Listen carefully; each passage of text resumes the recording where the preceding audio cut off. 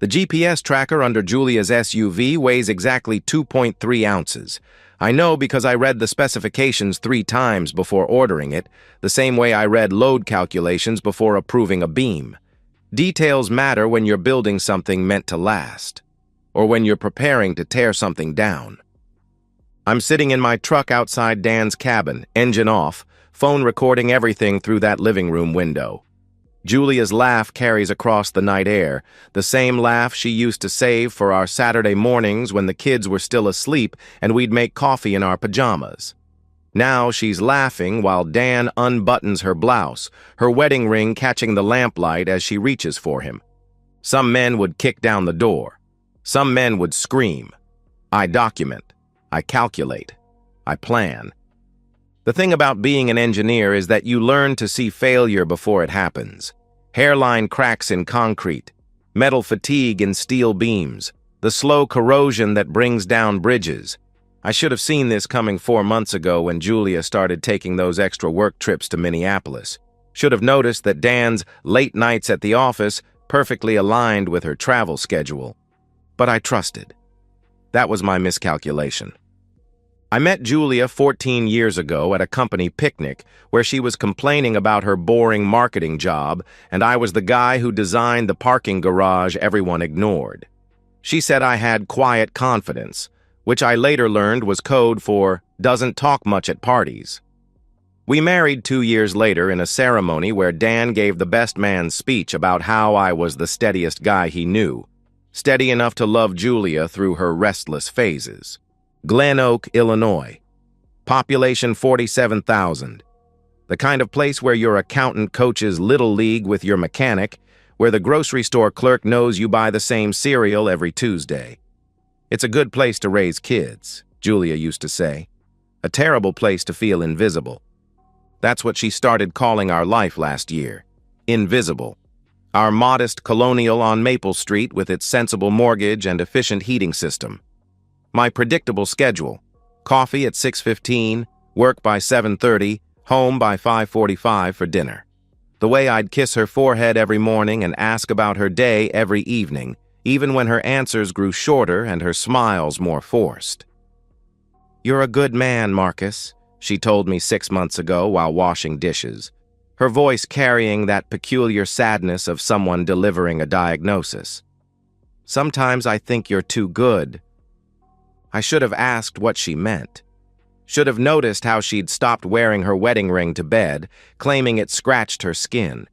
Should have questioned why her company suddenly needed so much face-to-face consultation in Minneapolis when they'd done everything by video call for years. Instead, 4 months ago, I started paying attention. Really paying attention, with the methodical focus that made me successful at structural engineering. The way Julia would shower immediately after coming home from client dinners. The way she'd delete text messages while I was in the room. The way she'd started working out more frequently, buying new underwear, caring about her appearance in ways she hadn't since Emma was born. 2 months ago, I installed the GPS tracker. The first few pings came back normal, Minneapolis, just like she said. Then I started seeing the pattern.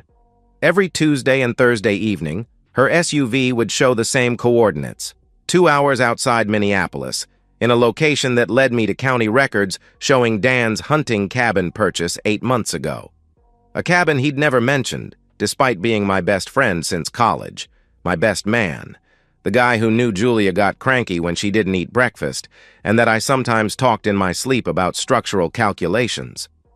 Tonight's ping showed those same coordinates for the 34th time. Julia's SUV parked beside Dan's truck while she told me over the phone that her client dinner was running late, and she probably wouldn't be able to call tomorrow morning. "Don't wait up," she said, and I could hear restaurant noise in the background. Only now I know it was Dan's television, and the clink of silverware was him opening wine while my wife of 14 years told me not to wait up for her. I'm still sitting in my truck, watching them through that window. Julia's fully undressed now, and Dan's hands are in her hair the way mine used to be on Sunday mornings. They look comfortable together, practiced. This isn't their first time here. It's their 68th time if my tracking data is accurate. My phone has 43 minutes of high-definition footage, enough to document their betrayal with the thoroughness Julia always mocked me for. "Do you have to analyze everything to death?"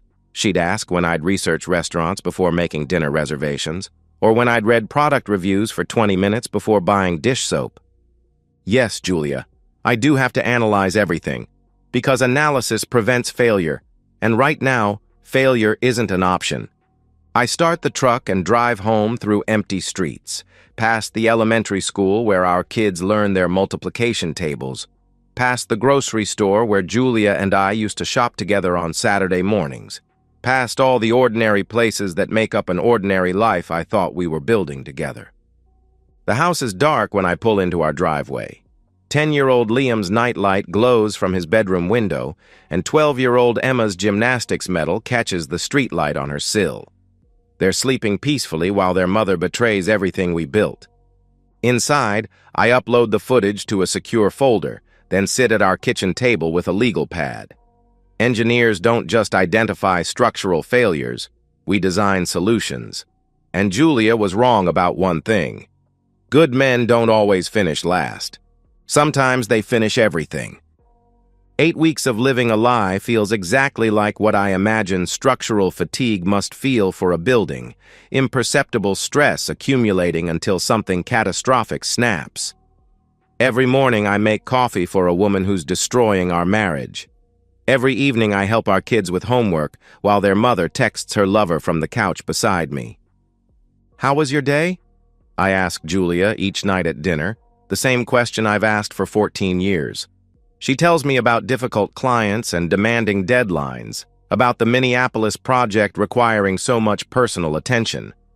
She's gotten better at lying, adding specific details about hotels and meeting rooms and conference calls. If I didn't have 2 months of GPS data and 43 minutes of video showing her half-naked in Dan's arms, I might even believe her. "Dad, you're burning the chicken," Emma says, and I realize I've been standing at the stove, spatula in hand, watching my wife lie to our children about her evening phone call to review tomorrow's presentation. The burned chicken smells like failure, like the acrid smoke of something organic turning to ash. "Sorry, kiddo." I flip the breast meat, now charred black on one side. "Guess I was thinking about work." Julia glances up from her phone. "Everything okay with the Harrison Overpass project?" The Harrison Overpass project finished 3 months ago. She doesn't remember because she wasn't listening when I told her about the completion ceremony, just like she wasn't listening when I mentioned my concern about stress fractures in the support beams, or when I explained how we'd reinforced the foundation with additional steel. "Fine," I tell her. "Just some calculations I need to double-check." That night, after Julia falls asleep, I sit in my basement office reviewing the evidence I've collected. The GPS tracking data shows a precise pattern. Every Tuesday and Thursday evening for 4 months, her SUV has pinged at Dan's cabin. 34 documented visits, each lasting between 4 and 6 hours. The phone records I subpoenaed through our shared account reveal texts deleted from her phone but still archived on the server. Messages that would make our marriage counselor blush and our children need therapy. "Can't wait to see you tonight. Em thinks I'm reviewing contracts. Your hands are all I think about during these boring meetings. He made pancakes this morning and asked if I was happy. If only he knew how happy." M. Marcus. Me. The man who makes pancakes and asks about happiness while his wife counts hours until she can betray him again. I've documented 34 separate instances of adultery, each with timestamps, GPS coordinates, and supporting digital evidence. I've traced their pattern. Julia schedules client meetings in Minneapolis, drives to Dan's cabin instead, spends 4 to 6 hours there, then drives to Minneapolis to establish a digital trail before returning home. She's been using our joint American Express to pay for hotels she never sleeps in, meals she never eats, creating receipts that support her fiction. Dan's been equally methodical. His construction company, which I helped him get started with engineering consultation, always shows him working late on the same nights Julia visits. But his company's job site GPS tracking shows his truck parked at his cabin during these supposed overtime hours. They've built their affair like we used to build our friendship, on shared deception and careful planning. The marriage I thought we were building was never real, just Julia complaining about my predictability while f***ing my best friend twice a week for 4 months. Dan giving speeches about my steadiness while planning to destroy it. They've been constructing this betrayal with the same precision I use for load-bearing calculations. But here's what they don't understand about structural engineering. Before you demolish a building, you have to understand exactly how it was constructed.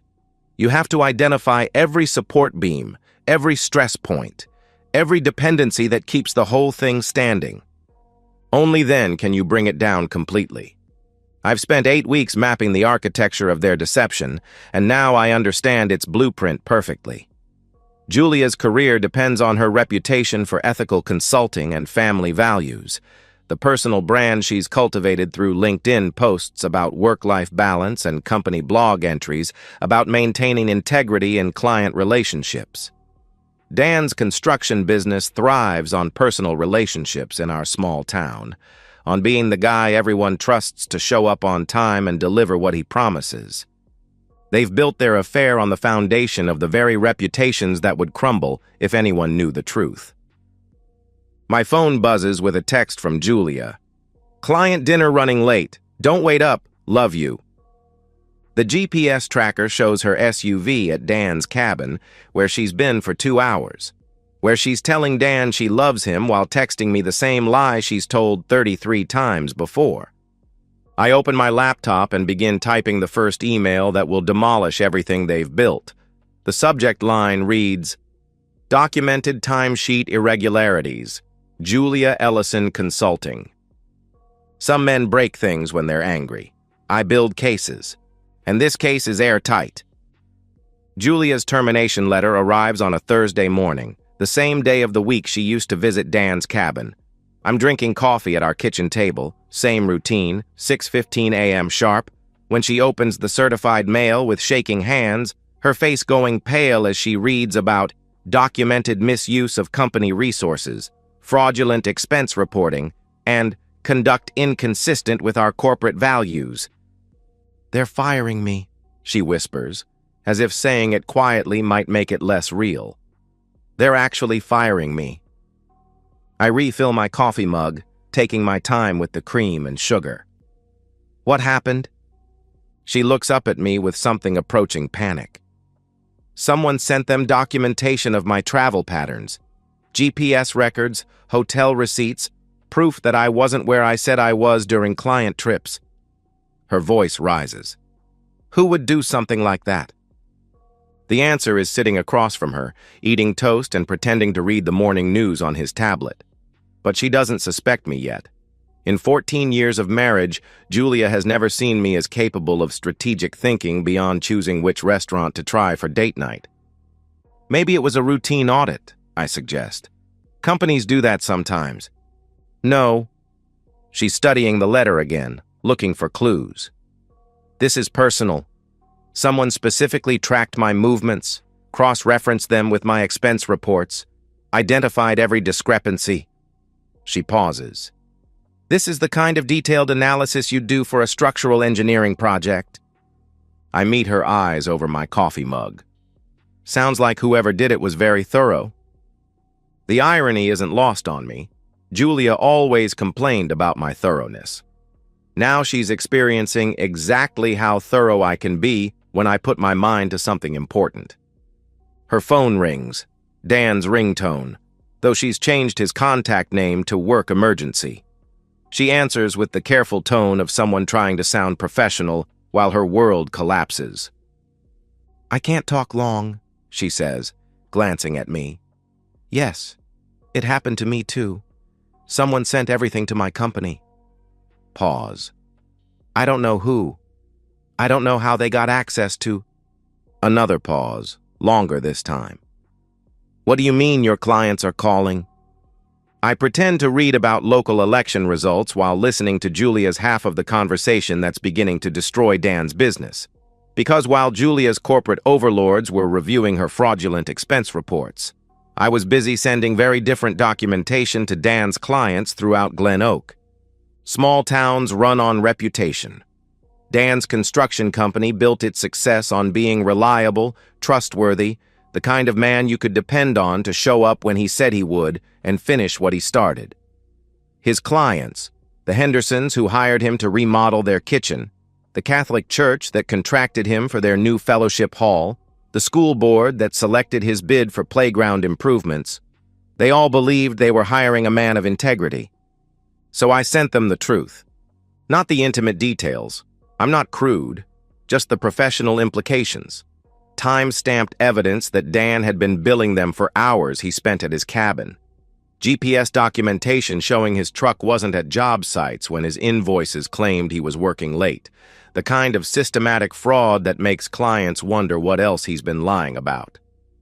Some of them are questioning their contracts, Julia whispers into the phone. Everyone's asking questions? Longer pause.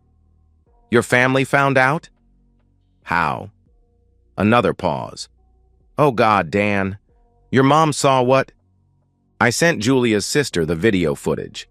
Not to be cruel, but because Linda had spent 14 years treating me like Julia's disappointing consolation prize. Every family gathering, every holiday dinner, every birthday party where Linda would make pointed comments about Julia settling for small-town life with a boring engineer when she could have done so much better. Linda shared the video with Julia's mother. Julia's mother shared it with her book club. Julia's book club shared it with their neighbors. And in a town of 47,000 people where everyone knows everyone, secrets become currency faster than gossip becomes fact. By the time Julia hangs up the phone, she's crying. Real tears, the kind she used to shed when we fought about money or parenting decisions back when our marriage had problems worth crying over. Someone is destroying our lives, she says. Systematically, professionally, like they planned this. She's not wrong. I have been planning this, with the same attention to detail I brought to every structural engineering project that kept bridges standing and buildings safe. The difference is that instead of preventing failure, I'm engineering it. Who would want to hurt you and Dan? I ask, my voice gentle with false concern. Julia stares at me across our kitchen table, and for the first time in 4 months, I see recognition in her eyes. Not love. We lost that somewhere between her first lie and her 34th betrayal. But recognition of the man she married, the man she underestimated, the man who's been sitting in this same chair every morning for 14 years, methodically planning his day while she planned his destruction. Marcus, she says slowly, what do you know about this? I finish my coffee and place the mug in the dishwasher, the same routine I've followed every morning of our marriage. I know that actions have consequences, Julia. I know that when you build something on a faulty foundation, it eventually collapses. I pause at the kitchen doorway. And I know that boring men notice everything. She's still sitting at the table when I leave for work, holding her termination letter like evidence of a crime she's finally beginning to understand. The demolition is ahead of schedule. 3 months after Julia's termination, the custody hearing takes place in a beige conference room that smells like disinfectant and broken promises. Julia sits across from me at a rectangular table, flanked by a legal aid attorney she can barely afford now that her consulting career is over. She's wearing the navy suit she bought for client presentations, but it hangs differently on her now, like clothes borrowed from someone who used to live a more confident life. Judge Patricia Steinberg reviews my documentation with the methodical attention I've learned to appreciate in people who understand the importance of details. 34 instances of documented abandonment. GPS evidence showing Julia's SUV at locations other than her claimed destinations during court-mandated parenting time. Financial records proving she used our children's college fund to pay for hotels that supported her fictitious work trips. Mr. Ellison, Judge Steinberg says, you've presented an exceptionally thorough case. My attorney, The best family law specialist in 3 counties, whose fees I can afford because I've been living below my means for 14 years while Julia spent our excess income on her affair, nods respectfully. Your Honor, my client has been the primary caregiver throughout this marriage. He maintained their home, attended every school event, provided stability while Mrs. Ellison pursued extracurricular activities. The euphemism makes Julia flinch. Extracurricular activities. As if my best friend twice a week for 4 months was equivalent to taking pottery classes or joining a book club. Julia's attorney objects to the characterization, but the evidence speaks for itself. School records showing I attended every parent-teacher conference while Julia missed 18 due to work commitments. Commitments that GPS data proves were actually visits to Dan's cabin. Medical records with my signature on permission forms because Julia was unavailable during Liam's broken arm and Emma's strep throat. Bank statements showing I paid for groceries, utilities, mortgage payments, and children's expenses, while Julia's income went toward maintaining her double life. Mrs. Ellison, Judge Steinberg says, do you dispute these attendance records? Julia's voice barely reaches across the table. I was working, building my career. I thought Marcus understood that someone had to earn enough money for us to get ahead. Getting ahead? I speak for the first time since we sat down, my voice carrying the quiet intensity that used to make her pause during our worst arguments. You mean getting ahead with Dan while I raised our children alone? Her attorney touches her arm, signaling her to stay quiet, but Julia can't help herself. You don't understand what it was like being married to someone so contained, so predictable. I felt like I was disappearing. So you made sure our children disappeared from your priorities instead. Judge Steinberg intervenes before this becomes a full confrontation, but the damage is done. Julia has just admitted on record that she prioritized her personal fulfillment over her parental responsibilities. Every family court judge in Illinois has heard this argument before, and they know how it ends. The decision takes 18 minutes, full custody to me, with supervised visitation for Julia every other weekend. She's required to maintain employment and attend family counseling before any modification to the arrangement can be considered. She's also responsible for finding alternative housing within 30 days, since her termination makes her unable to contribute to our mortgage payments. Julia stares at the custody order like she's reading a death certificate. In a way, she is. The life she thought she was building with Dan, the future she imagined where she'd eventually leave our boring marriage for something more exciting. All of it just died in a beige conference room that smells like disinfectant and justice. Marcus, she says, as we walk toward our cars in the courthouse parking lot. I know you're angry, but this is cruel. Liam and Emma need their mother. I stop beside my truck, the same vehicle I drove to Dan's cabin that first night when I confirmed what I'd suspected for months. They need a mother who shows up, Julia. They need a parent who puts them first. You're destroying me. No, I correct her. I'm protecting them from someone who already destroyed herself. She starts crying then, the kind of broken sobbing that might have moved me 8 months ago when I still believed we were fighting for something worth saving. Now it just sounds like the structural groan of a building finally admitting it can't support its own weight. The man I married wouldn't have done this, she whispers. I climb into my truck and roll down the window. The woman I married wouldn't have f***ed my best friend twice a week for 4 months while lying to our children about business trips. Julia's face crumples, but I'm already backing out of the parking space. In my rearview mirror, I watch her standing alone beside her SUV, the same vehicle I tracked to Dan's cabin 34 times, the same vehicle that carried her away from our marriage and toward this moment when she finally understands the cost of betrayal. That evening, I help Liam with his math homework while Emma practices piano in the living room. The house feels different now, not because Julia's moved her belongings to the spare bedroom while she looks for an apartment, but because the uncertainty is gone.